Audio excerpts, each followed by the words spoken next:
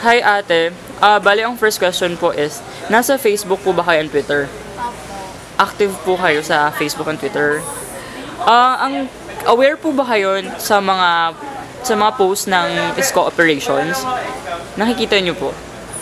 Ma-attend po kayo ng ISCO operations? Umattend ako ng scope sa Vinsons, yung sa Yolanda. Sa tingin niyo po ba ate yung social media po isang effective na platform para po i-disseminate yung information para dun sa said na event? Ako, para sa akin personally, hindi. Kasi once lang ako umattend. Tapos, kasi in-invite ako ng prof noon, ganyan.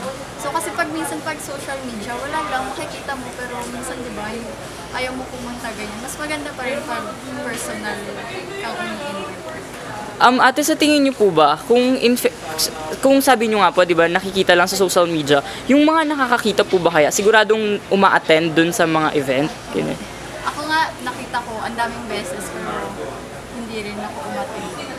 Okay, sige po ate, salamat!